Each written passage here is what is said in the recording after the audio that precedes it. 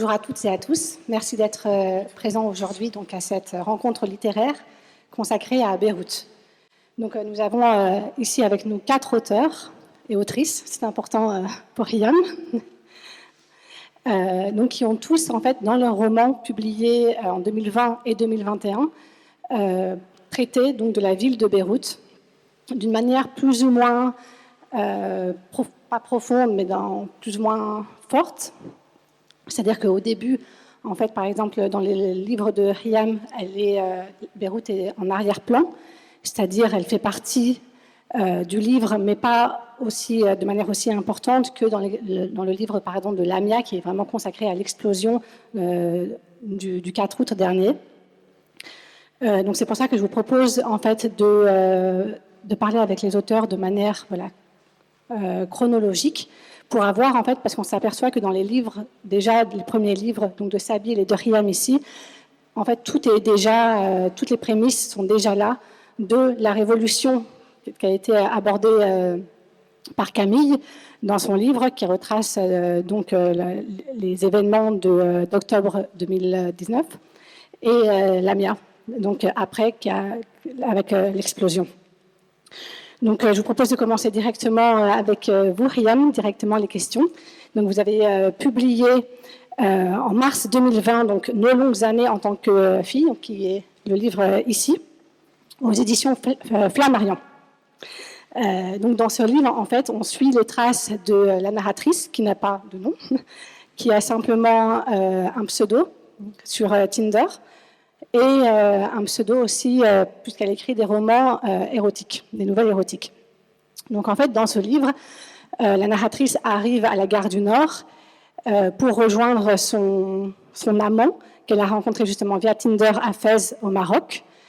Et dans le taxi qui la conduit à Melun, où elle a rendez-vous avec lui, et en fait, elle a une relation un peu sadomaso avec lui, dans le sens où lui est son maître et elle est sa soumise. Donc elle a fait la rencontre du chauffeur du taxi, qui est en fait une femme, une trans. Et du coup, donc, toutes les deux vont se dévoiler et on va avoir ainsi un retour sur leur histoire et comprendre pourquoi elles en sont arrivées là. Donc en fait, Beyrouth est en arrière-plan, puisque la narratrice, en fait, en parle, elle revient sur son enfance, elle revient sur son divorce, puisqu'elle est en train de divorcer, et en fait, elle fuit quelque part Beyrouth qui l'oppresse, en fait, puisqu'elle se dit qu'elle est assignée à Beyrouth avec son divorce. Est-ce le cas pour vous ? Comment vous considérez, vous considérez que Beyrouth est oppressante et qu'il faut d'une certaine manière la fuir comme le fait votre narratrice, pardon ? Oui, alors c'est vrai que ma narratrice pense qu'elle est libre, pense qu'elle se libère de Beyrouth. Est-ce que Beyrouth est oppressante ? Beyrouth peut l'être. Beyrouth vous mange, surtout quand on en vient. De l'extérieur, Beyrouth peut être l'incarnation d'une énergie fascinante, mais de l'intérieur, c'est très chronophage. Donc voilà, de temps en temps, il faut aller respirer pour mieux revenir vers sa passion, parce que Beyrouth, c'est aussi une passion. Je pense que certains parmi nous n'ont pas encore quitté ce pays qui est en train de dégorger la société civile est en train de partir, parce que c'est un pays qui nous lâche entre les mains, une nation qui nous lâche entre les mains. Et je pense que c'est une grande douleur. Et donc, de ma narratrice qui ne se rend pas compte, en fait, dans ce livre, qu'elle pense à s'être libérée, elle pense écrire sous un pseudonyme, des livres érotiques où elle pense que, voilà, en fait, elle a renversé la liberté de parole impartie aux hommes et non pas aux filles, et qu'elle utilise tous les mots de la grossièreté possible et inimaginable pour décrire des scènes osées, sans se rendre compte qu'en fait, sur son corps, elle reproduit la violence qu'elle fuit dans Beyrouth. Et en fait, je fais souvent le rapport entre le territoire et le corps. Le corps est aussi en rapport avec notre géographie, qu'on le veuille ou pas. Et donc, je fais souvent, en fait, aussi dans La Malédiction, un livre aussi dont je parlais beaucoup de cette question du corps-territoire, du rapport, en fait, entre un pays qui est soumis constamment aux invasions. Comment est-ce qu'il fait pour se définir en tant que nation, en tant que collectivité, et un individu qui, lui aussi, est soumis aux diverses invasions d'une société où la famille peut être une prise d'otage, où la politique est une prise d'otage, où maintenant nous avons une crise économique qui est une difficulté de plus. Voilà, donc comment on fait pour réussir à s'en émanciper, à s'en libérer. Et c'est là que, en fait, je vais boucler la boucle pour essayer de comprendre que c'est vrai que c'est un livre que j'ai écrit en ancrant un de mes personnages dans le rapport de la domination et la soumission, parce que je me suis rendu compte, à partir d'une rencontre que moi-même j'ai faite un jour où j'étais très pressée, je suis rentrée dans un taxi et je suis tombée sur une femme et j'ai dit « Ah, une femme au volant ». Alors là, je me suis posé la question de me dire « Mais en fait, je viens de faire une rechute en patriarchite aiguë. Je ne suis pas alerte, je ne suis pas consciente, je n'ai pas toute ma conscience. Et dans l'urgence, voilà, je suis dans les clichés de ce qui m'a été imposé, alors que je pense avoir tout déconstruit. Et donc, je rentre dans le taxi, je suis un peu honteuse, je dis, vous êtes chauffeur depuis quand? Elle me dit, depuis 30 ans, et vous? Je dis, moi, je suis écrivain. Elle me dit, écrivain ou écrivaine? Je dis, oh, vous savez, nous n'allons pas réduire la condition de la femme au mutisme d'une lettre, ce n'est qu'un E muet. Elle arrête la voiture, elle se tourne vers moi, elle me dit, mais madame, il ne faut pas parler comme ça. Je dis, attendez, il est muet, on nous gonfle avec les 3/4 du temps, il est muet quand même. Elle me dit, je vais vous poser une question, vous me voyez comment? Je dis, je ne sais pas, vous êtes une femme. Elle me dit, c'est tout, vous ne voyez rien d'autre? Je dis, vous êtes une femme, chauffeur avec un E de taxi. Je ne sais pas, dites-moi. Elle me dit, moi, madame, avant j'étais un homme. Et je peux vous dire que j'ai longtemps rêvé de ce E et qu'il n'est pas muet. Et puis vous, madame, vous qui êtes écrivaine, les différences, vous en faites quoi? Aucune lettre ne ressemble à une autre. Alors moi, ce jour-là, je crois que j'ai pris une claque. Et c'est ainsi que j'ai envisagé d'écrire ce livre, en imaginant à ma narratrice, en essayant d'incarner ma narratrice dans un rapport finalement de domination et de soumission qui incarne notre assignation en tant que notre assignation à notre sexe biologique et au rôle que la société confère à ce sexe biologique. Voilà. Et voilà.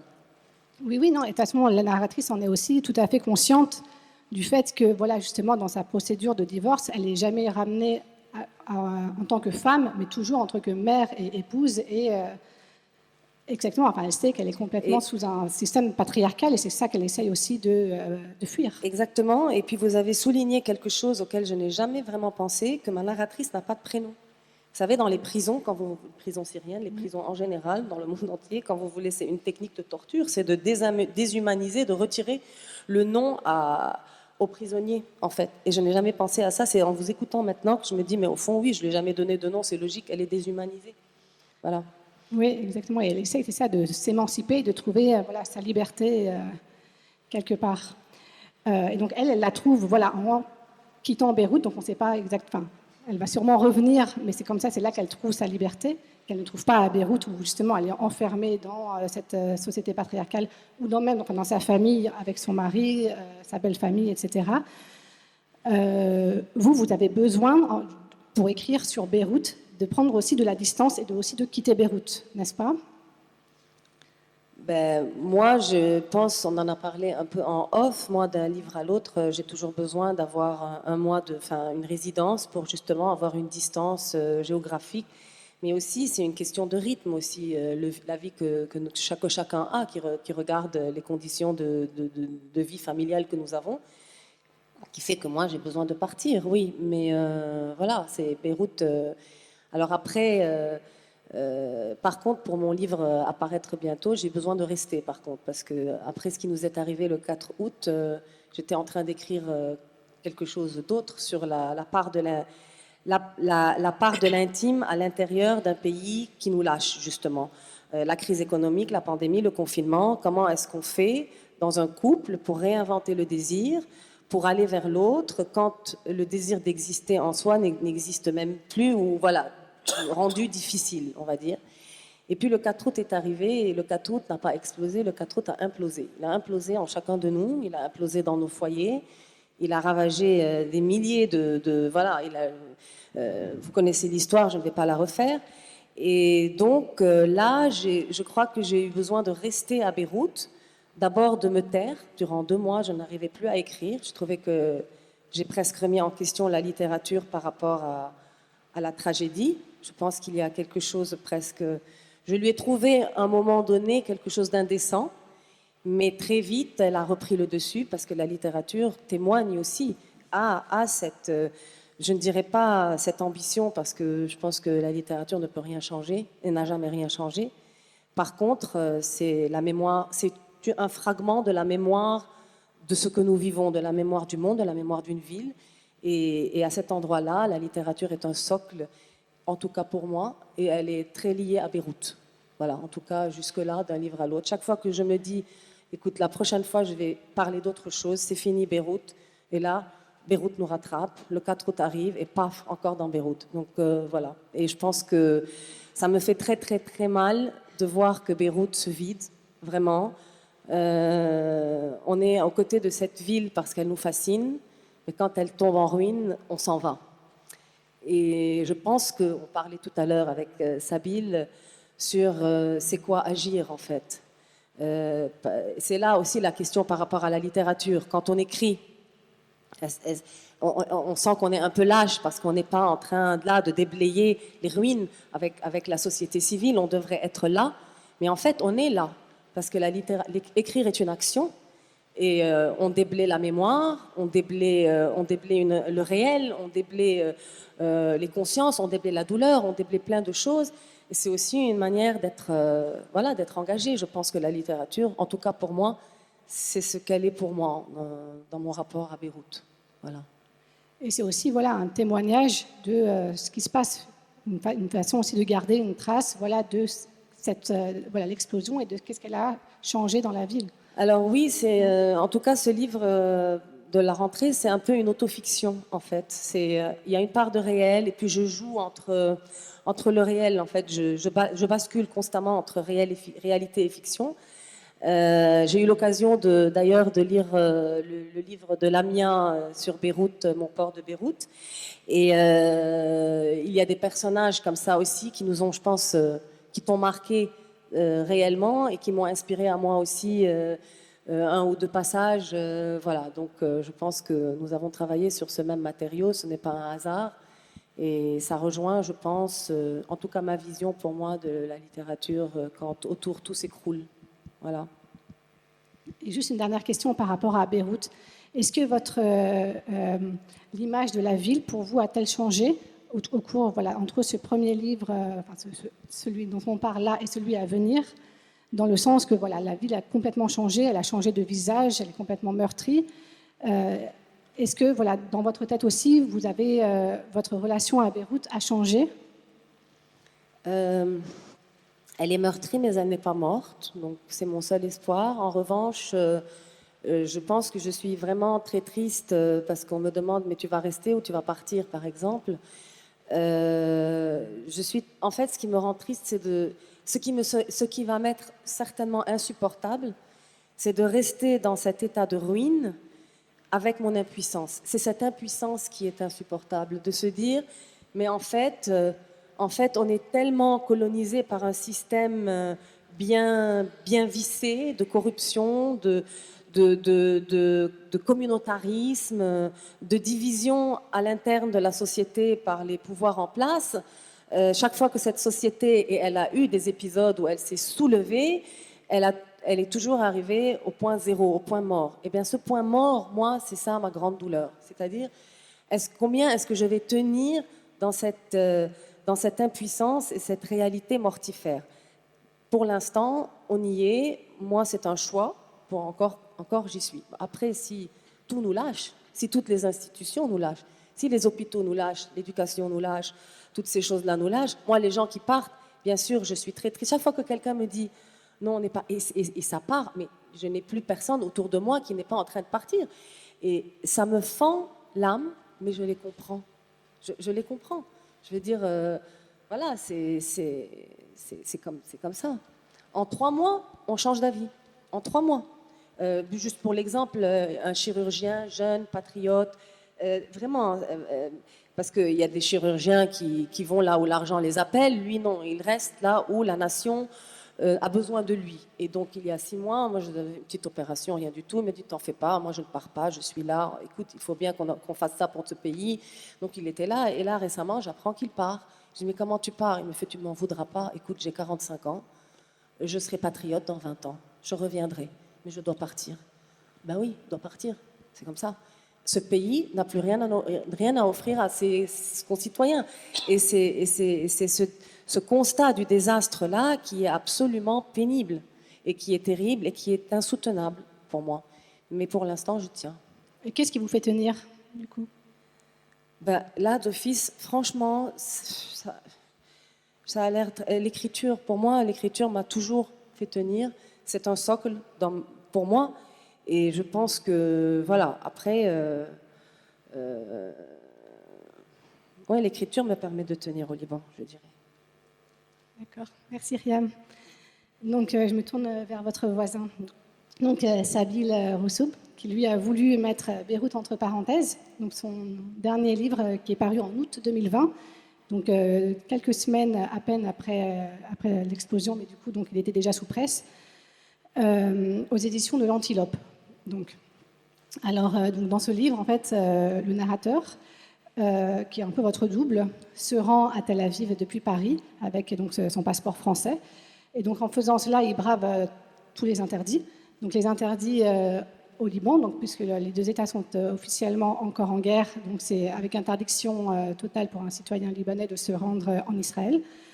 Et c'est aussi un interdit familial, puisque vous dites voilà, que dans votre famille, vous êtes plutôt voilà, pro-palestinien pendant la guerre civile, surtout votre oncle qui a combattu, donc qui était, etc. Donc pourquoi, voilà, en tant que Libanais, vous avez voulu mettre Beyrouth entre parenthèses comme ça? Rien parle extrêmement bien, et moi, c'est très longtemps que je vais parler de Beyrouth. C'est un exercice assez difficile aujourd'hui, parce que depuis l'explosion et l'année qui vient, j'avoue que je suis dans un mutisme total. Toi, ça a duré 2 mois, c'était l'écriture, moi, c'est plutôt à l'oral. C'est comme avec ma compagne, il y a 2 jours, elle me demandait encore, mais qu'est-ce que tu en penses de ce qui va se passer? Et en fait, je me tais. Vous savez, je crée des sentiments de malaise énormes, même avec les gens du travail, et vraiment, je ne dis rien, je suis comme ça. Je suis à la tête, je ne parle pas. Je suis incapable de dire quelque chose, à la limite, j'ai envie de leur dire, lisez les journaux, parce que finalement, les journalistes racontent très bien le quotidien, en fait, des journalistes racontent très bien ce qui se passe là-bas, et j'aurais pas à dire grand-chose de plus, parce que moi, j'y ai vu à côté.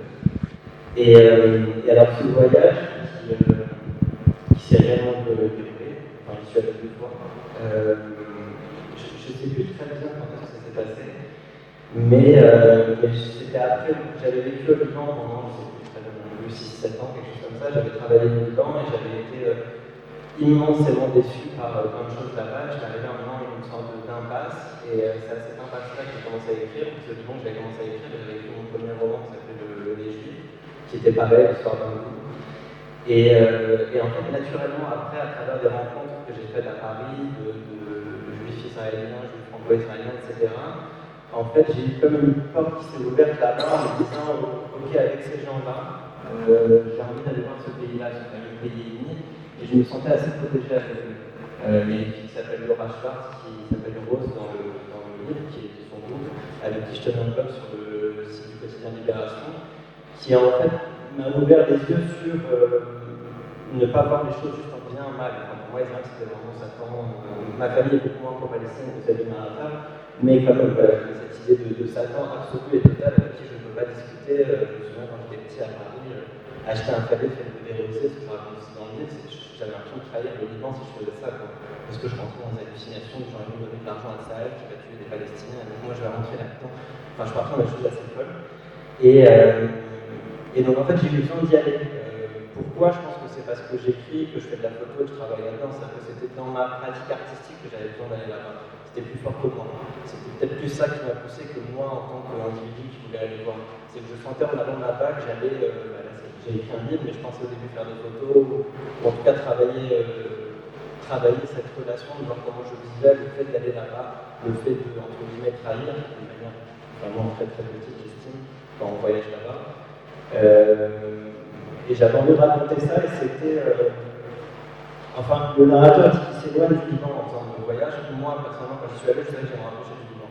Enfin, un Libanais qui va en Israël se rapproche forcément du Liban. Enfin, c'est pas un voyage à l'automne, quoi. Je ne fais pas en Amérique du Sud, etc. Quand on va en Israël, ce serait bien qu'on va être confronté forcément à son histoire, à la guerre du Liban, à des milliers de choses. Donc, moi, j'avais très conscience que j'allais me rapprocher. Et finalement, ça m'a rapproché parce qu'au moment où j'y suis allé, je rejetais vraiment assez fortement le Liban.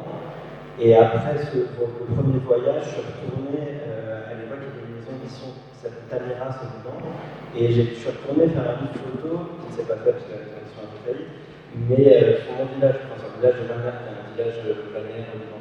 Donc finalement, c'est ce voyage en Israël qui m'a fait revenir au Liban, passer 5-6 mois à travailler sur ce livre. Donc voilà, puis j'aime bien, comme ce que vous dites, je pense que c'était évident, j'étais environ très jeune, sans me dire, pareil à la famille, Guérin, c'est aussi un certain nombre d'amis. Donc voilà, là, c'est une suite logique de parcours. D'accord, oui, c'est ce que vous dites, que voilà, faire ce voyage et l'écrire, ça vous a rendu encore plus libanais d'une certaine manière. Mais du coup, alors vous avez donc depuis, vous êtes né en France, vous avez vécu voilà toute votre jeunesse en France avant de partir à Beyrouth. Qu'est-ce qui vous fascine tant dans cette ville?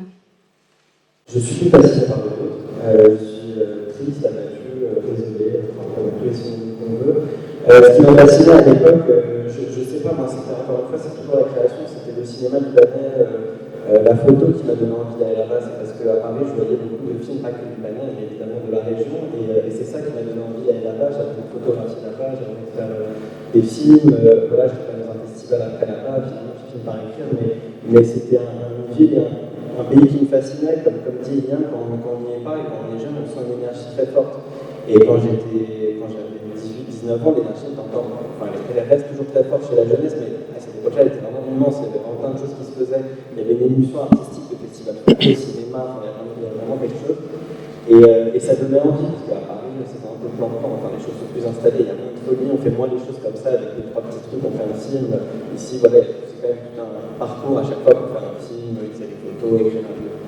Et du coup, il y a cette magie qui permet l'erreur qui va très bien au monde de l'art, c'est-à-dire qu'on a le droit de se planter, on a le droit de faire une œuvre qui est un peu bâtarde, qui est très bien réussie, mais qui finalement va être très touchante.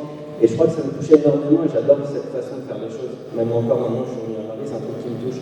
Donc je crois que c'est ça qui m'a touché le dimanche. Je trouve peut-être que ça me ressemblait plus, cette ville et ce pays qui est un peu cassé dans tous les sens, parce que je ressemble plus en tout cas intérieurement à Beyrouth qu'à Paris, qui est très bien tracé, très lignée, architecturalement parfaite. Non, je suis plus comme Beyrouth personnellement, une tour, un truc cassé, quelque chose qui un jour se réveille de très bonne humeur et le lendemain est une humeur de chien. Donc je pense que je devais me reconnaître, moi et mes parents, forcément, dans cette ville-là.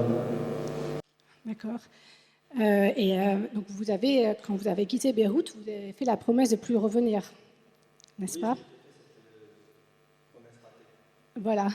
Et vous dites, vous avez écrit que voilà, quand vous êtes revenu vous n'êtes pas revenu pour le décès et l'enterrement de votre grand-mère, mais par contre justement pour les événements d'octobre 2019, où voilà, 2 jours après les fameux soulèvements, donc le premier, là où voilà, des milliers de gens sont descendus dans les rues de Beyrouth, vous vous êtes dit, il se passe quelque chose, il faut que j'y aille.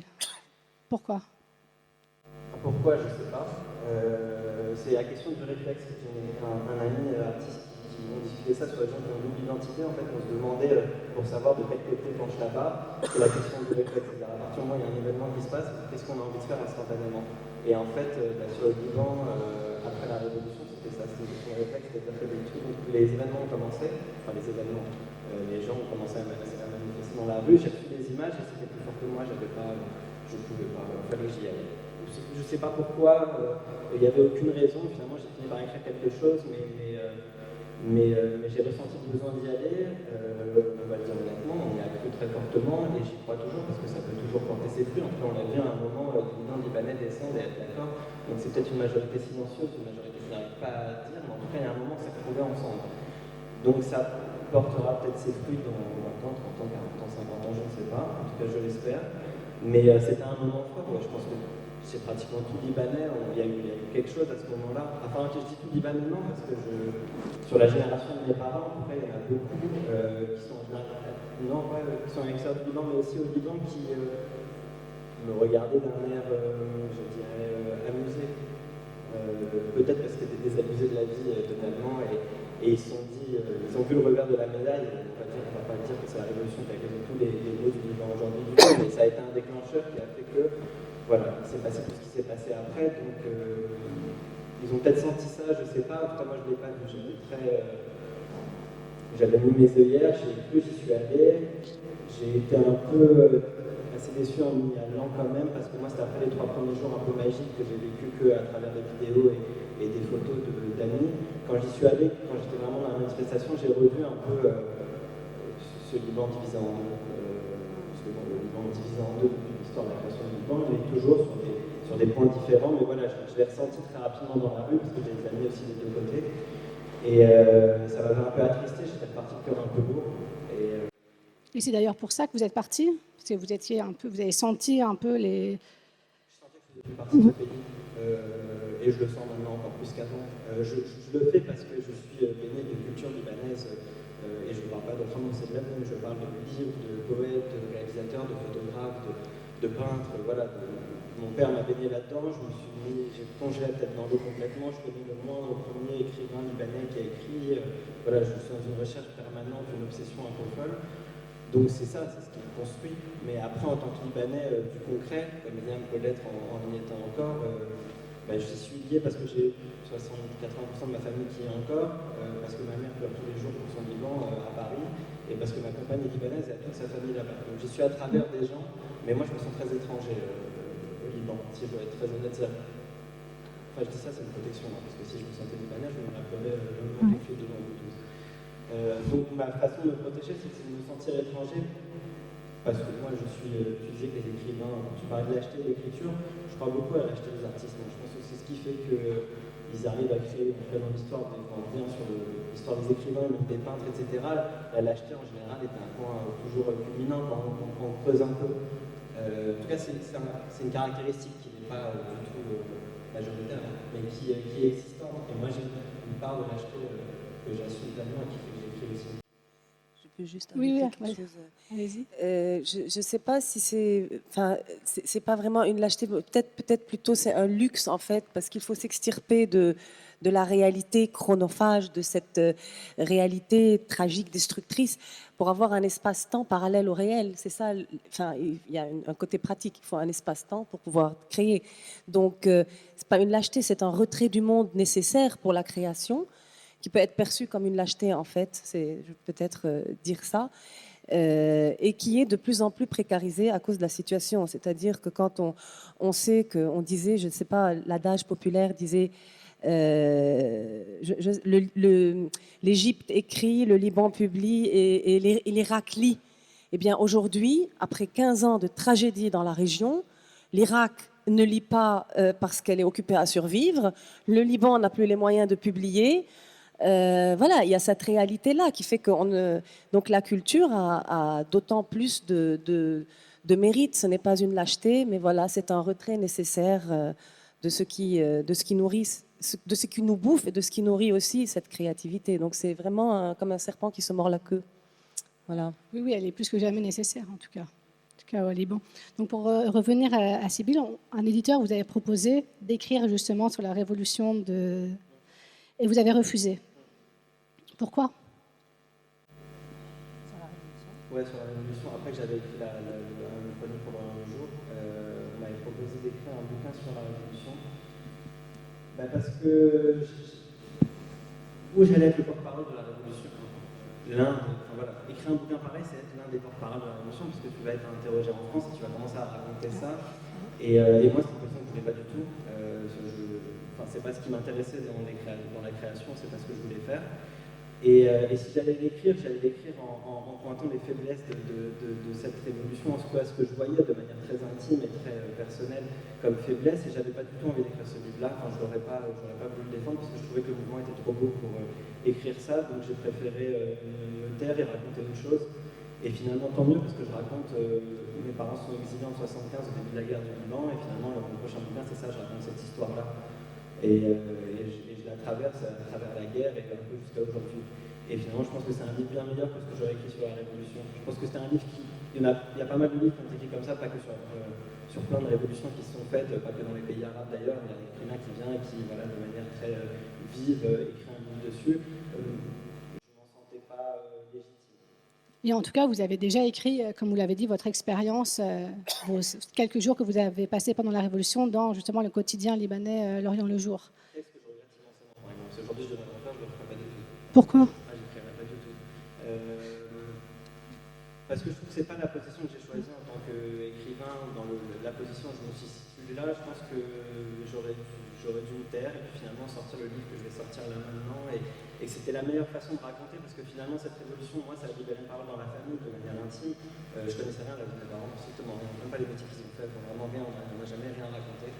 Et la révolution, de manière intime, a vraiment brisé ce petit truc. C'est-à-dire que je me suis permis à lui poser des questions que j'aurais jamais posées avant, parce que voilà, il y avait une voix immense qui portait plein de millions de petites voix libanaises comme la mienne, qui permettaient dans nos familles, etc., à briser des choses.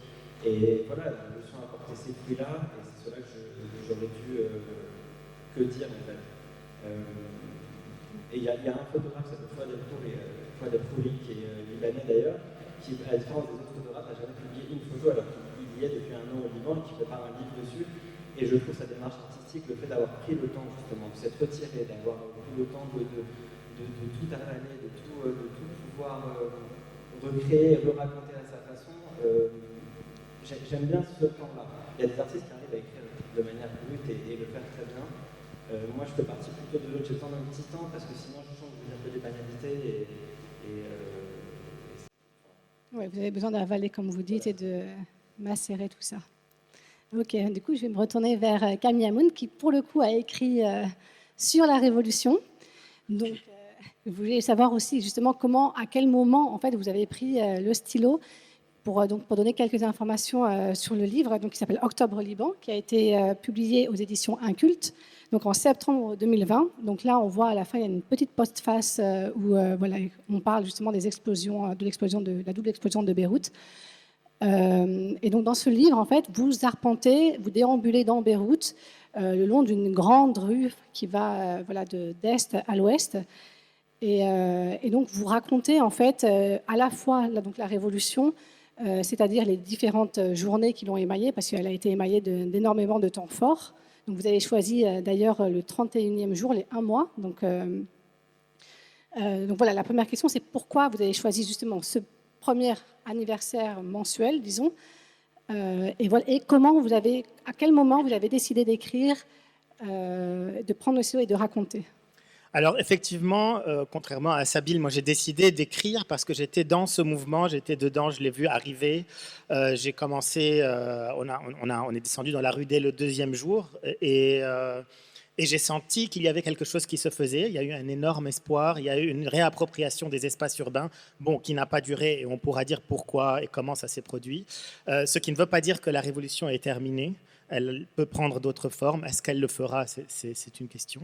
Mais donc, j'ai commencé à écrire, oui, un mois après le début de la Révolution, parce que c'est là que je me suis dit que quelque chose était en train de se passer, qui allait s'inscrire dans le temps.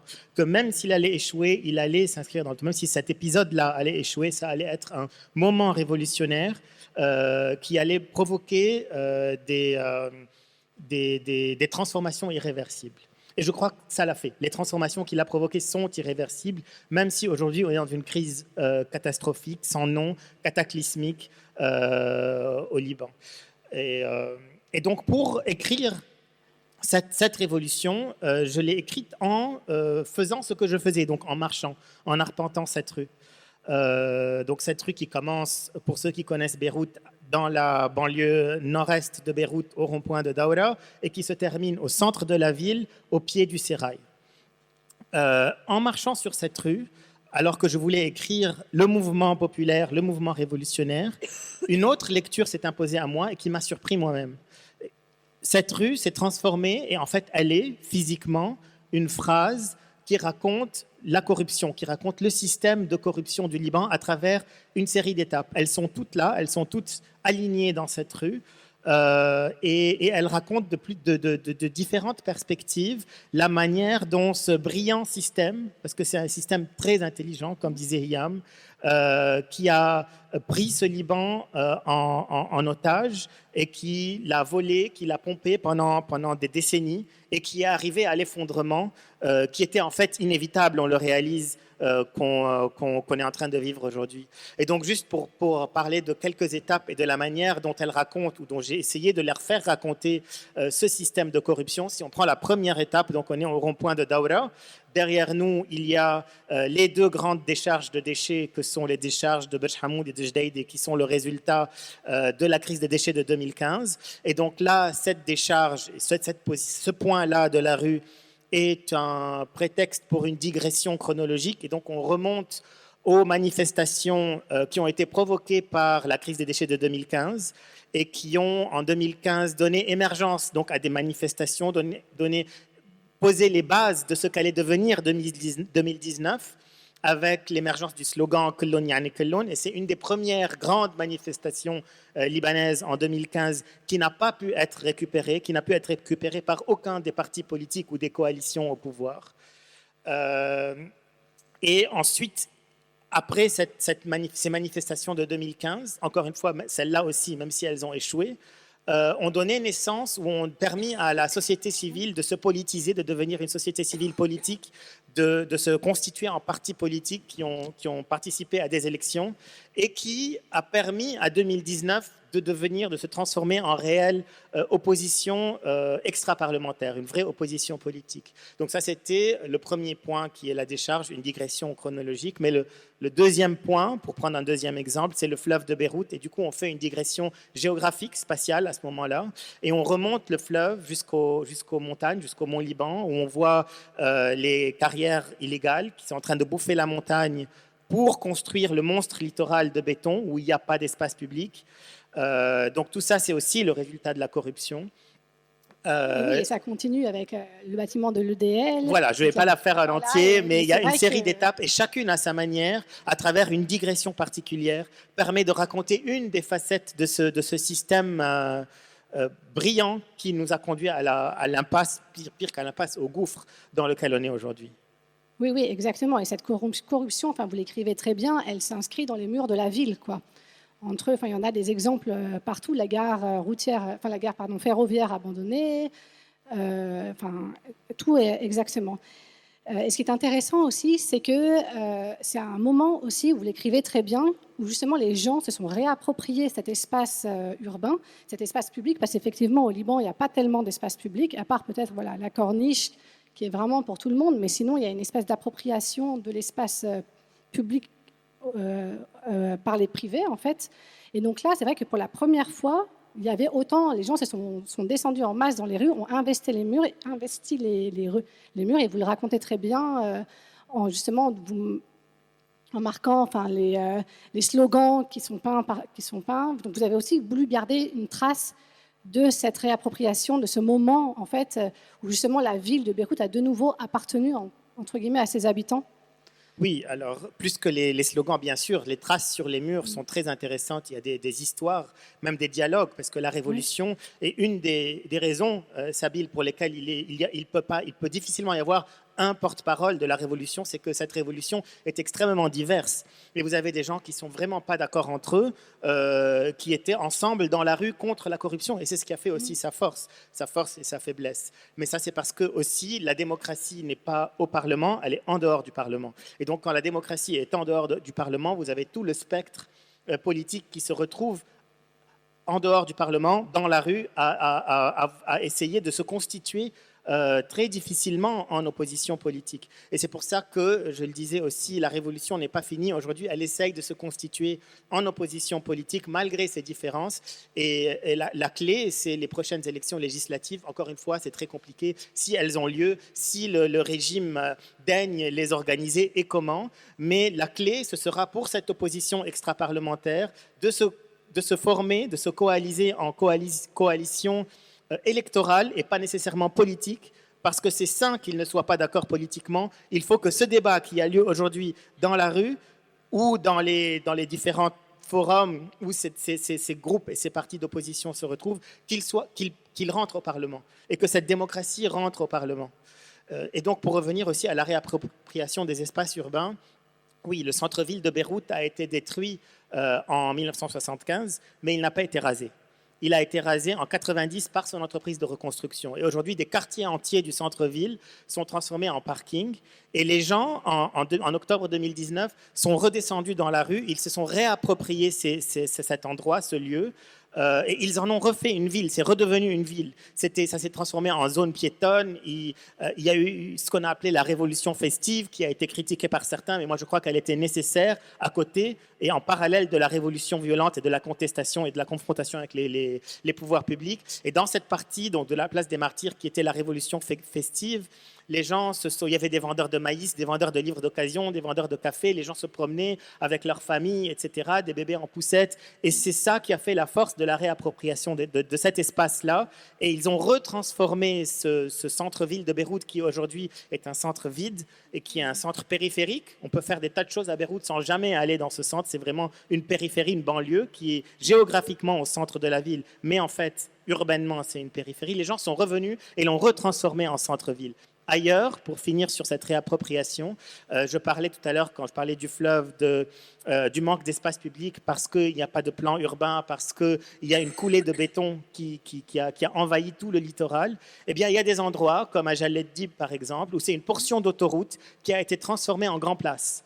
Et la place de Jaled Dib, c'était la portion d'autoroute qui a été transformée en place de la Révolution. S'il y avait eu des places à Jaled Dib, peut-être que les gens se seraient retrouvés sur ces places-là pour manifester, auraient érigé leur tente, auraient fait leur débat, mais il n'y a pas de place. Et donc, ils ont pris une partie d'autoroute. Et donc, c'est cette création aussi d'espace public ex nihilo qui montre aussi ce besoin de réappropriation de l'espace. Exactement. Et dans le livre, en fait, vous dites « je », donc vous déambulez, et à un moment, vous tutoyez justement quelqu'un. Pourquoi? Enfin, on imagine que c'est le manifestant, c'est-à-dire vous avez pris quand même un peu de distance, en fait. Vous avez un peu le regard extérieur, voilà, un peu qui analyse les choses avec un peu de... Ouais. Oui, alors c'est un tu un peu bizarre parce que, effectivement, je crois que c'est un tu qui m'inclut à moi. Donc c'est un tu qui est un peu un nous. Quand je parle aux gens, au peuple, et que je dis tu es au bord du gouffre, tu as regardé au fond du gouffre et tu as eu le vertige, donc tu es descendu dans la rue, c'est un tu qui m'inclut. Donc c'est un tu inclusif. Alors pourquoi j'ai pas dit nous? Je ne sais pas, le nous me donnait l'impression peut-être d'être à ce moment-là trop inclusif, parce qu'effectivement tout le monde n'était pas dans la rue. Donc si j'avais dit nous, ça aurait été qui? Nous, Libanais, mais il y avait des gens qui n'étaient pas dans la rue pour plein de raisons, même s'ils avaient leur place dans la rue. Donc le nous faisait trop inclusif. Et puis surtout, au Liban aussi, il y a cette division de la société sur laquelle jouent les pouvoirs publics, enfin la classe politique. Elle joue et elle gagne souvent. Et donc en disant nous qui? De qui tu parles? De nous, quelle communauté? Nous, quel sous-groupe de la population? Nous qui? Nous, les laïcs qui manifestent pour des causes progressistes, ou nous, les autres, beaucoup plus à droite ou beaucoup plus à gauche, ou nous qui? Nous, quelle communauté? Du coup, le nous divise aussi plus. Alors qu'en disant tu, je te parle. Et moi, je fais partie de ce tu. Donc c'était un peu un tu inclusif, un tu qui a un nous plus. Surtout que, comme vous dites, personne n'a vraiment... Et c'était une des de clés de cette révolution, c'était qu'il n'y avait pas de leader et que justement, personne ne voulait qu'il y ait un leader qui s'approprie un peu et qui parle au nom de tous. Quoi. Tout le monde devait parler dans ce... À la fois, surtout que c'est impossible. Cette révolution, encore une fois, c'est tout le spectre des idées et des idéologies politiques libanaises qui se retrouvent dans la rue. Donc, impossible d'avoir un seul leader. L'idéal, c'est qu'il y ait plusieurs leaders qui se retrouvent au Parlement pour discuter de manière démocratique. La démocratie n'est pas au Parlement, elle est dans la rue. On ne peut pas avoir un leader pour une variété tellement immense d'idées qui sont incompatibles entre elles, mais qui ont pour but commun de ramener la démocratie au Parlement et de s'opposer à l'intérieur du Parlement de manière démocratique, comme dans toutes les démocraties du monde. Oui, ça, du coup, on verra en 2022... s'il y a des élections, s'il y a une loi électorale, etc. Donc, dans ce livre, pour en revenir à ce livre, donc, c'est Beyrouth qui est le personnage principal. D'ailleurs, il n'y en a pas d'autre, à part le je ou le tu. Le premier livre, en fait, vous vous êtes consacré, c'était un Alépin qui se rendait à Dubaï. Là, en fait, Beyrouth s'est imposé d'une certaine manière dans votre... Vous aviez prévu d'écrire sur Beyrouth, ou bien la révolution, etc., vous a imposé ce thème, s'est imposé à vous? C'est une question intéressante en fait. Je n'ai jamais vraiment écrit sur Beyrouth et c'est une ville qui m'intimidait du point de vue de l'écriture peut-être parce que je la connais, peut-être parce que je connais certaines parties de Beyrouth plus que d'autres et que j'avais envie dans mon écriture, comme je l'ai fait dans mon premier roman sur Dubaï, d'englober la ville dans sa totalité à travers un texte littéraire. À Beyrouth, c'était beaucoup plus dur parce que je connais certaines parties de cette ville tellement bien et d'autres parties, je les connais tellement pas. Et donc, c'était très compliqué de faire ça sur Beyrouth. Peut-être, là, je réfléchis en répondant à cette question, peut-être que la révolution m'a donné l'impression que Beyrouth s'était réunie à un moment donné, et le Liban d'ailleurs, et s'était créé elle-même un narratif que moi, j'ai juste écrit, j'ai juste répondu à ça. Donc c'est peut-être Beyrouth qui m'a dicté un texte qu'elle allait accepter. Je ne voulais pas écrire un texte qui soit partiel ou partial avant la Révolution et je ne m'en pensais pas capable. Là, c'est une histoire qui s'est imposée à moi et je n'ai fait que l'écrire. C'est peut-être ça en fait. D'accord. Même si elle est forcément partielle et partiale, mais au moins elle existe. Elle existe, elle est là, elle est dans la rue, elle se passe pendant... Et d'ailleurs, l'écriture s'est faite pendant le mouvement. J'écrivais pendant que les choses se passaient. Et d'ailleurs, j'ai rendu mon texte à mon éditeur fin juillet, avant l'explosion. Et quelques jours après l'explosion, mon éditeur m'a appelé pour me dire Camille, j'ai l'impression... D'abord, il s'est assuré que j'allais bien sûr. Et puis, il m'a dit, j'ai l'impression que cette rue dont tu parles, que tu arpentes dans ce livre, et qui est plus que Beyrouth entièrement, d'ailleurs, qui est le personnage principal de ce petit récit, cette rue et les quartiers qui l'entourent sont les quartiers qui ont été le plus dévastés par l'explosion. Je lui dis oui, effectivement. J'ai eu beaucoup de mal à écrire et je n'étais pas sûr de pouvoir écrire. Et puis, je suis tombé d'accord avec lui et je me suis dit que cette rue, finalement, qui est le personnage principal de ce récit, à la fin du récit, elle meurt. Et donc, c'était difficile de ne pas écrire la mort du personnage principal dans ce récit. Et donc, j'ai ajouté cette postface en me disant qu'il était hors de question que je réécrive quoi que ce soit parce que je n'en étais pas capable. Je n'avais pas la force. Mais après des lectures extérieures du livre, beaucoup de gens m'ont dit que tout ce que je raconte dans le livre appelle en fait l'explosion. Et effectivement, cette explosion, c'est un peu l'aboutissement de toute cette corruption, de cette incurie, de cette incompétence, de cette négligence de la classe politique libanaise. C'est l'aboutissement de tout ça qui se matérialise dans ces quelques secondes cataclysmiques qui ont rasé une partie de la ville. Et donc, finalement, ça tombait sous le sens d'ajouter ce texte. Oui, il fallait, je pense.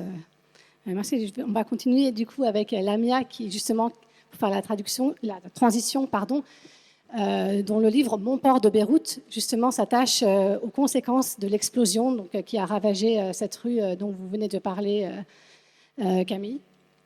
Et donc, est-ce que vous pouvez nous raconter un peu la genèse de ce livre? Donc, en fait, vous n'aviez pas envie de l'écrire au début. Oui, alors par rapport au fait d'écrire à chaud ce qu'a fait Camille pour la Révolution et ce que disait Sabine, prendre du recul, analyser comme fait Fouad Khouri, garder les archives et puis réagir après. Au départ, moi, j'étais complètement dans l'optique d'écrire avec beaucoup de recul, ce que je fais dans tous mes livres. Au moins 30 années se passent avant que j'ose dire quelque chose. J'ai peur de me tromper, j'ai peur d'être trop émotive, etc. Donc, c'était pas du tout mon truc, l'écriture à chaud. Et je n'ai jamais écrit pour la presse, donc c'était vraiment pas quelque chose que j'aime faire ou que je sais faire, etc. Mais au moment de la Révolution, j'étais justement là, les 2 premiers mois, j'étais à Beyrouth, octobre-novembre 2019, et c'est la première fois de ma vie que j'ai eu besoin d'écrire tout de suite. Mais parce que je pensais que ça allait passer et qu'il n'y aurait pas... Bon, évidemment, tout le monde prend des photos, tout le monde écrit, mais ma façon de voir, et je l'ai fait pour moi, et finalement, je l'ai proposé à un magazine qui l'a publié. Mais c'est la première fois que j'ai écrit j'ai eu envie d'écrire déjà, parce que déjà, je ne me considère pas écrivain, mais illustratrice, artiste, etc. Donc écrire, ce n'est pas mon mode de fonctionnement premier. Et donc ensuite, quand a eu lieu l'explosion, là, je n'ai même pas songé une demi-seconde à écrire, parce que j'étais mais au fond du trou, en larmes toute la journée, désespérée, vraiment trop bouleversée pour ça. Et on m'a proposé d'écrire pour le magazine du Monde, ce que j'ai commencé par refuser. Mais au bout de 2 jours, je me suis dit, mais ça ne se refuse pas. Je suis là à Paris, je regarde des nouvelles effondrées, je vais faire quelque chose. Bon, bref. Pendant 1 mois, j'ai écrit, l'article est paru. Et je pensais, voilà, avoir réglé mon compte avec l'écriture.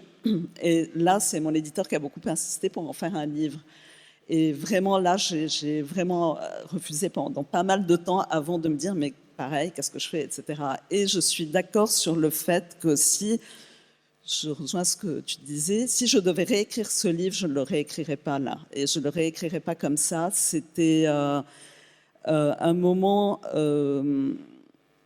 où j'ai laissé passer mon émotion, ce que je ne fais pas normalement. Je suis assez... même si je m'enflamme, etc., je suis assez distante avec ce que j'écris, avec ce que je dessine. J'essaie de rester normalement froide et raisonnable, etc., ce que je n'ai pas du tout été dans ce livre. Et là, 11 mois ont passé. Je ne dis pas que je ne suis pas toujours émotive, ça m'arrive de pleurer encore et tout par rapport à ça, mais je crois que l'émotion du moment est passée, que je ne pourrais plus du tout m'enflammer comme je le fais dans ce livre. Vraiment, quand je relis des passages, là, ou plutôt que quelqu'un me lit une phrase, par exemple à la radio, ou je ne sais pas quoi, je me dis, mais comment j'ai pu écrire ça? C'est pas possible. Mais je ne regrette pas du tout de l'avoir fait. Je ne le referai pas comme ça, mais je ne regrette pas du tout de l'avoir fait. Au contraire, du coup, j'ai un peu, et je pense que pour la plupart des Libanais, c'est pareil. Au moment même et les jours suivants et les mois suivants, on était dans un état tel et il n'y a rien à faire. La vie fait que, au final, on finit par s'y faire et accepter, et pour certains oublier peut-être plus vite que d'autres, ou essayer d'oublier, ou ne pas vouloir voir, ou bref, en tout cas, l'émotion très forte passe. Et finalement, je suis contente d'avoir gardé cette émotion, et dans la réaction des Libanais, en tout cas, qui ont vu le livre. Donc beaucoup ne l'ont pas lu, ils l'ont acheté, ils l'ont feuilleté, et beaucoup me remercient d'avoir figé ce moment. Donc voilà, et moi je remercie mon éditeur parce que De vous avoir poussé. ouais, je suis contente de l'avoir fait, même si c'était pas. Mais effectivement, c'est un livre qui reste, parce que vous, du coup, dans ce livre, en fait, vous avez fait beaucoup d'illustrations, donc tout à partir justement de photos qui envahissaient un peu les réseaux sociaux, les photos des victimes, surtout de l'explosion, etc. Donc vous avez gardé quelque part et rassemblé en fait dans ce livre ensemble tous ces témoignages, toutes ces histoires qui ont été, voilà, qui sont apparues sur les réseaux de manière très éphémère. Donc en fait, je pense que c'est important de garder quelque part voilà, cette trace de ce qui s'est passé, avec voilà, votre point de vue. Vous avez dit que vous avez mis beaucoup d'émotions, et effectivement, parce que comment vous racontez un peu au jour le jour, dès le début, comment vous avez appris la nouvelle déjà. Et donc, en gardant aussi une recherche sur, comme vous faites dans vos romans précédents, sur les archives familiales et les archives aussi de l'État. Voilà, oui, voilà, donc c'est un peu la mémoire collective, donc c'est Instagram. Les victimes, les récits, j'ai tout trouvé sur Instagram ou par des WhatsApp qu'au Liban qui circulent de groupe en groupe. Mais ça, c'est la mémoire collective de ce 4 août. J'ai pris un peu la plupart des victimes les plus, dont on a vu le plus les photos, même sans forcément savoir qui c'est. D'ailleurs, pour la plupart, je ne les connais pas, à part les infirmières de l'hôpital orthodoxe, les 9 pompiers et l'infirmière Sahar Fares et la petite Alexandra et le jeune garçon de 15 ans. Là, ça vraiment, tout le monde les connaît. Sinon, j'ai pris un peu au hasard des gens, mais ça reste dans l'inconscient collectif, parce que les photos ont circulé sur Instagram. Mais il y a une autre partie du livre qui est ce que je sais faire et que je fais d'habitude, qui est plus un retour dans le passé de l'histoire du Liban. Mais dans ce cas-là, un peu j'ai choisi des épisodes qui, à mon avis, éclairent, jettent un nouveau regard sur l'effondrement qu'on vit. Ça peut être donc des épisodes familiaux, parce qu'il se trouve que l'oncle de ma mère est l'ingénieur qui a construit le 3e bassin du port de Beyrouth. Enfin, il était directeur du conseil exécutif des grands projets à l'époque. Donc, il a été assassiné au début de la guerre. Donc, je lis toute cette histoire familiale à l'explosion. La maison de ma grand-mère surplombe le port de Beyrouth. C'est-à-dire qu'entre la maison et les silos, il n'y a rien. C'est juste rue Pasteur en face des silos. Et j'ai aussi fait des recherches dans les archives de l'Orient le Jour sur certains épisodes plus ou moins liés au port, etc. Donc oui, il y a ces deux aspects-là dans le livre, mais il y a aussi les pages sur la Révolution, parce que j'y tenais, c'était important pour moi que ça soit dans le livre, mais je les ai mises à la fin du livre, c'est-à-dire que je commence par l'explosion, etc. Et aux 2/3, disons, je fais un flashback qui dure jusqu'à la fin du livre sur cette révolution. Et pour moi, c'est très important que ça figure là, parce que comme Camille, je pense que c'est pas fini, même si là, il faut beaucoup d'espoir pour penser que c'est pas fini, et que moi, j'ai aucun espoir. Normalement, je suis vraiment pas quelqu'un qui a de l'espoir, mais en tout cas, ça serait la seule solution, je pense, pour qu'il se passe quelque chose. Les révolutions prennent du temps, donc je pense qu'il va y avoir des rebondissements, tout ça. Mais en tout cas, j'espère que je me trompe en n'ayant pas d'espoir, quoi. Je ne sais pas comment le dire. Mais... Si, en tout cas, je pense que, voilà, comme vous le disiez, il y avait Samir Kassir en 2005, il y avait des graines qui ont été plantées à chaque étape, et que même si, voilà, ça prend du temps, il y a quelque chose qui a été semé. Sabine parlait de la liberté de parole qu'il n'y avait pas avant, déjà, que ça, c'est quelque chose qui a été un des acquis donc, de cette révolution. Donc oui, est-ce que vous pensez que vous auriez pu écrire ce livre si jamais vous avez été à Beyrouth en août? Sûrement pas. Sûrement pas. Si j'avais été à Beyrouth, j'aurais été comme tout le monde en train de ramasser les vitres, de soigner, être auprès de mes proches, des blessés, des gens qui... Enfin, j'aurais été active, quoi. J'aurais pu aider, ou peut-être que je serais morte. Donc, oui. C'est aussi, ou blessée, enfin, en tout cas, je pense que j'aurais pas fait ce livre, c'est sûr que non. C'est le fait d'être impuissante à Paris et que je souffrais de cette impuissance, je culpabilisais et tout. Toute ma famille vit à Beyrouth, mes frères et sœurs, mes parents, tout le monde, leurs neveux, tout. Donc voilà, c'était pour moi une manière de faire quelque chose, quoi. Je ne l'aurais pas fait sinon. Et je reviens sur une chose que Camille a dit, qu'il n'avait pas la conscience, enfin, qu'il n'écrit pas sur Beyrouth. En fait, moi, j'ai aussi ce sentiment, c'est-à-dire que Beyrouth est dans tous mes livres et oui. Presque toujours hyper présent, presque le personnage principal, mais c'est jamais, je me dis, je vais écrire sur Beyrouth, quoi. C'est pas... C'est à travers d'autres histoires ou des épisodes personnels ou de l'histoire du Liban ou du Proche-Orient que, en fait, Beyrouth s'impose là, elle est tout le temps là, et c'est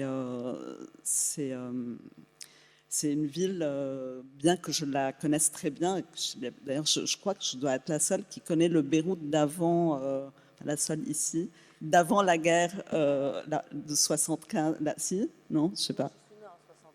Oui, c'est ça. Moi, j'ai connu donc l'âge d'or, entre guillemets, comme on dit, qui est un peu, d'ailleurs, ma motivation pour écrire mon premier livre, Bye Bye Babylone. Pour moi, c'est un tel paradis perdu. Alors maintenant, on peut discuter sur le fait que c'est un paradis ou pas, c'est une autre question, mais dans mes yeux d'enfant, le Beyrouth d'avant la guerre, mais c'était vraiment magnifique et tous les endroits que j'aimais qui ont disparu. Et surtout, moi, pendant la guerre, j'ai habité dans la région Beyrouth-Est. Donc, et en fait, les endroits que je préférais étaient à Beyrouth-Ouest, la Corniche, Hamra avec les néons et tout. Et toute ma vie a été un manque, toute mon enfance et mon adolescence, un manque de ce Beyrouth-là que j'ai voulu mettre dans Bye Bye Babylone. Et donc j'ai raconté le Beyrouth d'avant, puis le Beyrouth de cette fameuse année 75, qui doit être la plus fascinante, à mon avis, de l'histoire de Beyrouth, parce que les deux Beyrouth cohabitent encore. Il y a encore vraiment le Beyrouth d'avant, et il y a déjà la guerre, vraiment, avec des bombardements, des combats de rue, voilà, c'est une année très, très, très fascinante, ce qui ne se reproduira plus, même là, avec le 4 août, c'est pas la même chose, et du coup, oui, donc, du coup, je disais que Beyrouth s'impose, mais c'était pas Beyrouth dont je voulais parler forcément, mais c'est quand même le sous-titre du livre, Beyrouth 1975-1979. Et dans les livres suivants, par exemple dans Aux nuits aux mes yeux, qui est un livre qui se passe à 90% pratiquement au Caire, c'est sur le cinéma et la musique égyptienne ou arabe, donc ça se passait au Caire. Le livre commence à Beyrouth et se termine à Beyrouth, et il y a tout le temps des sauts. Je ne peux pas m'empêcher, c'est vrai, d'avoir Beyrouth au cœur de mes... c'est ma ville, quoi. Même si j'habite là. Même si vous habitez là, voilà, depuis vous avez très, 18 très ans. longtemps. Ouais. Depuis très longtemps, ouais. Mais peut-être vous avez besoin, voilà, de cette distance, justement, comme vous disiez, pour écrire sur Beyrouth. Peut-être que c'est justement parce que, d'ailleurs, en Bye Bye Babylone, je l'ai commencé en juillet 2006, au moment où il y a eu l'attaque israélienne sur le Liban et sur Beyrouth.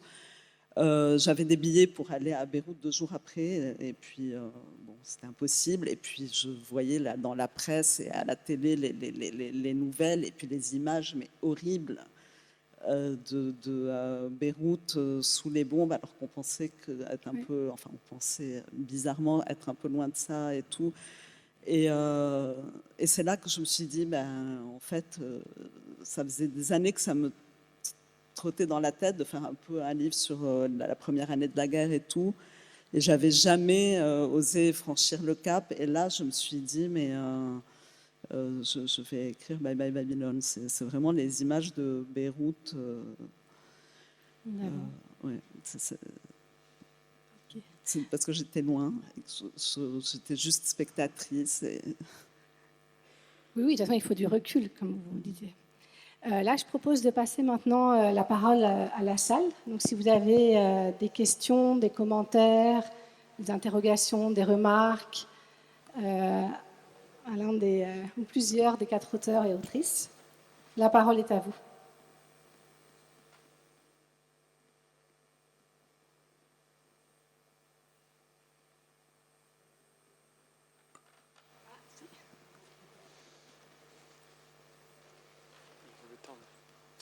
Bonjour, je me lance parce que personne ne prend la parole. Je voulais juste vous dire merci. Merci. Merci beaucoup. Il faut revenir, Thierry, au Liban. Le revoir dans cet état. Parce que Thierry, il a vécu combien, 4-5 ans? Enfin, ouais, au Liban, il connaît bien. Même les thérapeutes sont en train de partir. C'est ça le problème. C'est tout le monde. Il n'y a plus... voilà.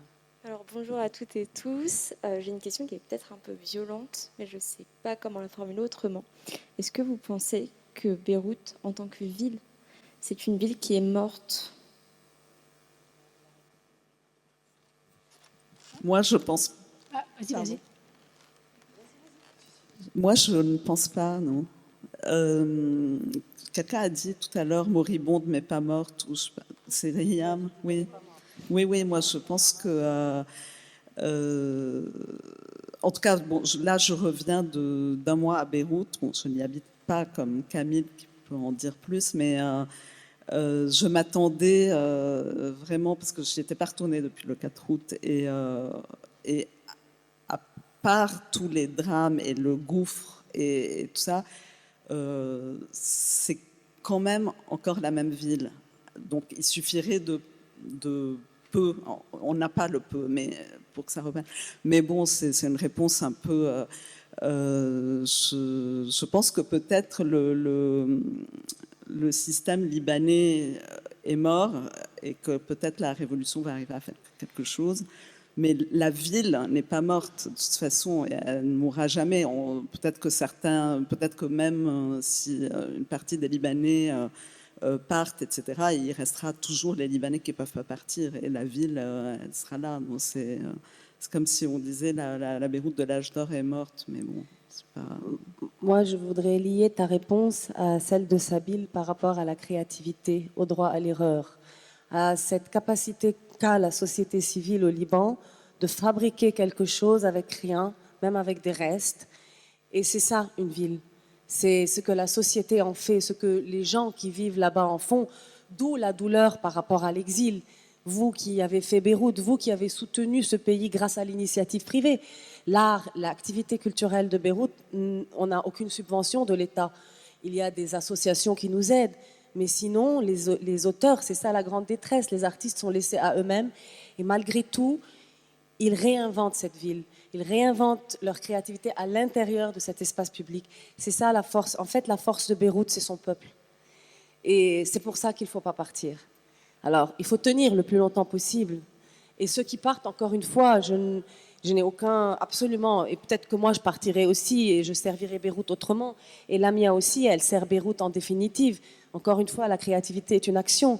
Et bien sûr, aujourd'hui, Lamia vit à Paris, elle pourrait écrire, je ne sais pas moi, sur New York, sur n'importe quelle ville. Et puis Beyrouth qui est là comme une obsession. Donc pour moi, elle est aussi citoyenne engagée que si elle vivait à Beyrouth. On n'est pas obligé de mourir pour Beyrouth pour la servir. Voilà. Moi, je voudrais ajouter que dans la mythologie libanaise et dans la mythologie béroutine, la mort et la résurrection sont très présents. Le phénix qui renaît de ses cendres, la fameuse supposée résilience des Libanais et de la ville. Après le 4 août, on a vu beaucoup de gens dire non, ça ne va pas, non, ça ne va pas aller, ne nous parlez plus de résilience, ne nous parlez plus de phénix, le phénix est mort. Et je crois que c'est vrai, la résilience, si on prend la définition de la résilience qui est sa reconstruction après un traumatisme ou après une agression pour pouvoir avoir une vie sociale normale, à ce moment-là, Beyrouth, elle est aujourd'hui encore agressée. Les agresseurs sont encore là, ils nous agressent de manière quotidienne. Beyrouth et le Liban sont violés de manière permanente, sont rackettés de manière permanente. Donc on est dans l'agression. On ne peut pas parler de résilience quand on est dans l'agression. On pourra peut-être parler de résilience, si elle est possible, une fois que l'agression sera terminée, une fois que les agresseurs seront partis. Donc de la résilience bientôt, quand les agresseurs seront partis, peut-être, et c'est même pas sûr. Aujourd'hui, on est dans l'agression, on est dans la survie. Ce que disait Lamia sur ce qui se passe aujourd'hui au Liban, à Beyrouth, c'est de la survie. Dans une agression, pendant l'agression, il y a des moments qu'on se ménage pour essayer de survivre et de ne pas mourir face à ces agresseurs. Donc on se ménage des petits espaces personnels ici et là pour s'isoler et pour s'éloigner un peu de cette agression permanente.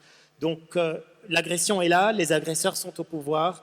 On ne pourra peut-être parler de résilience que quand l'agression se sera terminée et que les agresseurs seront partis. On n'en est pas encore là.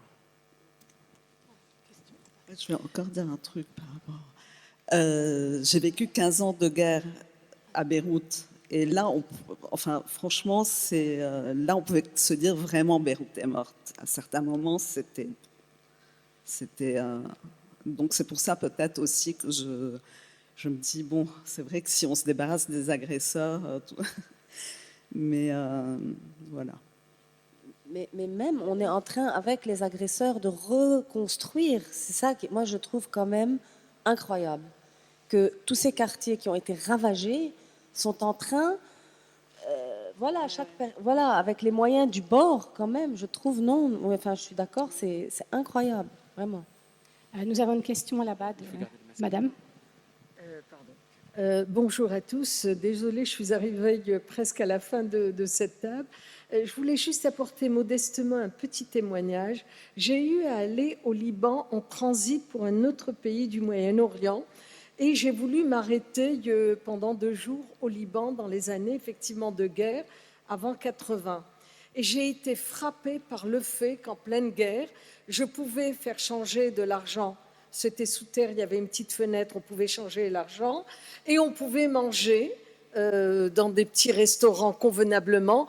Et la vie, même en pleine guerre, les Libanais vivaient encore. Alors que nous, je suis d'Algérie et je me suis dit, je n'ai pas vu cette capacité de lutte et de survie comme je l'ai vu au Liban.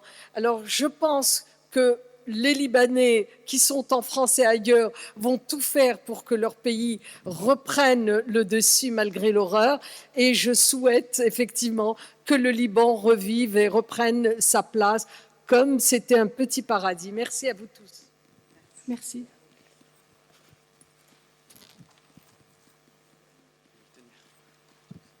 Je voulais demander peut-être à Lamia qui a vécu la guerre, la différence entre les années de guerre, 75-90, et la crise économique plus l'explosion. J'ai l'impression que pendant la guerre, il y avait une façon de vivre, tout un bricolage qui faisait que quand même on avait un peu d'eau, un peu d'électricité, un peu de ceci, un peu de cela. Et que maintenant, la population beyroutine est vraiment dans le manque le plus absolu et on est encore sous le coup de la... Comment dire on n'a pas encore réagi véritablement. Est-ce que, à votre avis, c'est très différent comme catastrophe et comme réaction des gens après?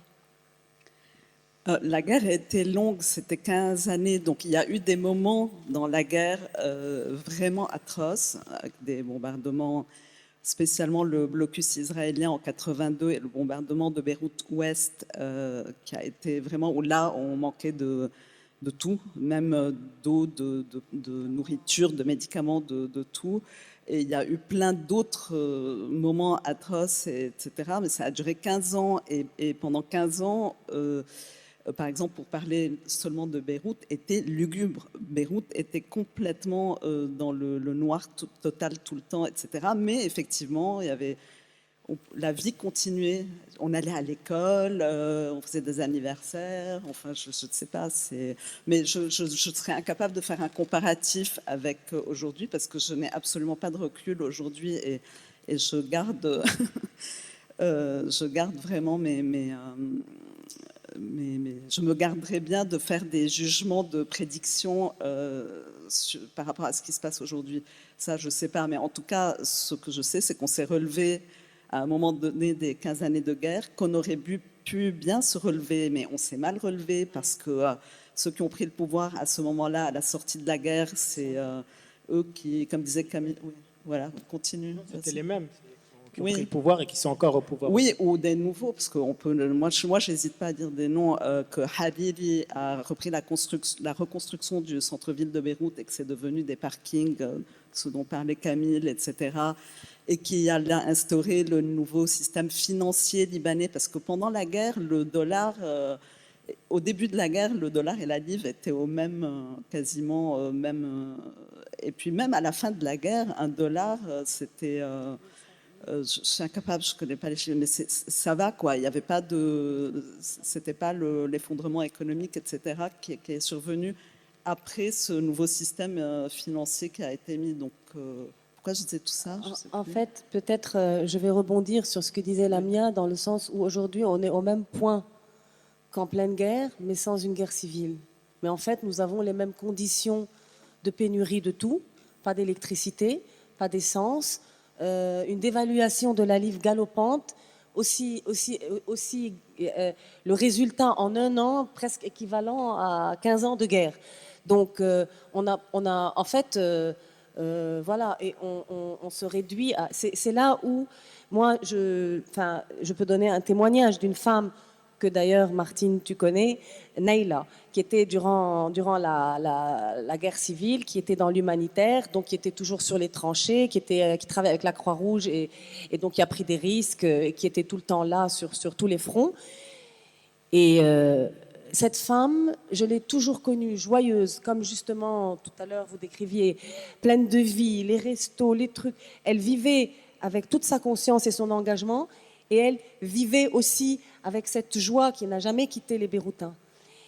La seule chose par rapport à cette mort de Beyrouth qui, moi, m'effraie un peu et à laquelle je ne veux pas céder, c'est la mort de l'âme de Beyrouth, de l'énergie de ces Libanais, parce que le moral est atteint. C'est-à-dire qu'aujourd'hui, nous avons une guerre contre la nation libanaise, l'idée de nation. Qu'est-ce qui fait qu'on peut se définir à l'intérieur d'un pays si le pays arrête d'être précaire et ressemble à quelque chose, offre quelque chose à ses citoyens. Donc aujourd'hui, je pense que le problème de Beyrouth, il est en lien avec le moral des Libanais.